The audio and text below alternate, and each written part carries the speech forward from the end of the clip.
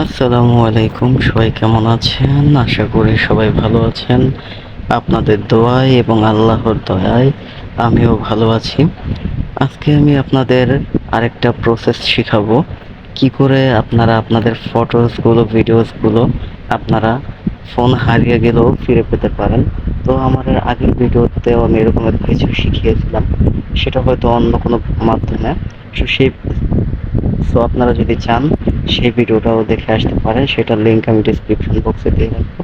আপনারা চাইলে সেখান থেকে দেখে নিতে পারেন।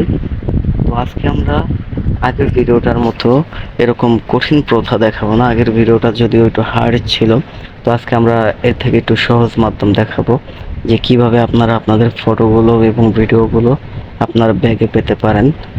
এটা যদি আপনার ফোন চুরি হয় বা হারিয়ে যায়, সেভাবে আপনারা কিভাবে ফিরে পেতে পারেন।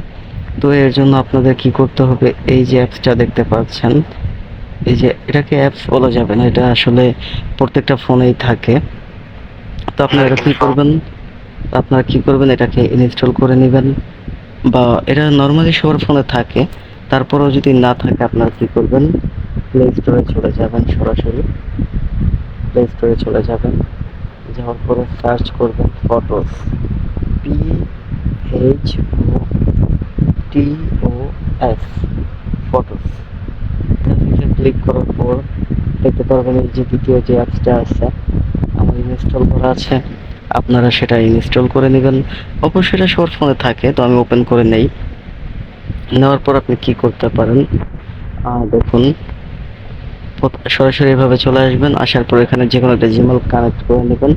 কানেক্ট করে নেওয়ার পর আপনারা দেখবেন কি করতে হবে। এটা আপনার প্রথমে এটার ভিতরে ক্লিক করবেন। করার পর এইখানে একটা অপশন আপনারা দেখতে পাচ্ছেন, টার্ন অন ব্যাকআপ। এই ব্যাকআপটা কি?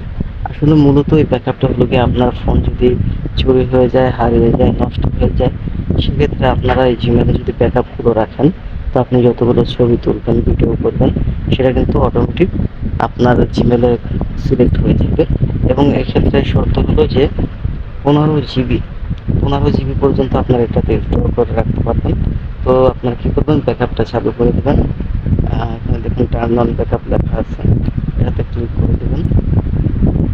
ক্লিক করে দেওয়ার পর দেখবেন অটোমেটিক এগুলো। ক্লিক করার পর আরেকটু কাজ করবেন।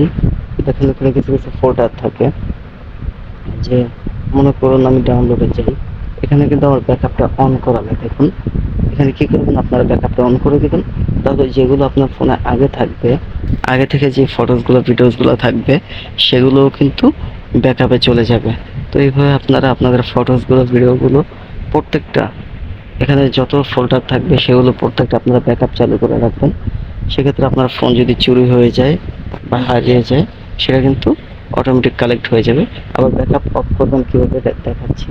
তো আবার ব্যাকআপে ক্লিক করবেন, করার পর এই যেখানে দেখছেন একটা বাটন অন করা আছে, জাস্ট এটাকে অফ করে দেবেন, তাহলে কিন্তু ব্যাকআপ অন হয়ে গেল। তো এভাবে আপনারা আপনারা ফটোসগুলো, ভিডিওসগুলো সেগুলো কিন্তু কালেক্ট করে রাখতে পারবেন লাইফ টাইমের জন্য। আশা করি আপনাদের এই ভিডিওগুলো খুব হেল্পফুল মনে হয়। যদি ভিডিওগুলো ভালো লাগে অবশ্যই লাইক, কমেন্ট, সাবস্ক্রাইব করবেন এবং বেল আইকন প্রেস করে রাখবেন নতুন নতুন ইনফরমেটিভ ভিডিও পাওয়ার জন্য। তো আজকের ভিডিওটা এই পর্যন্তই।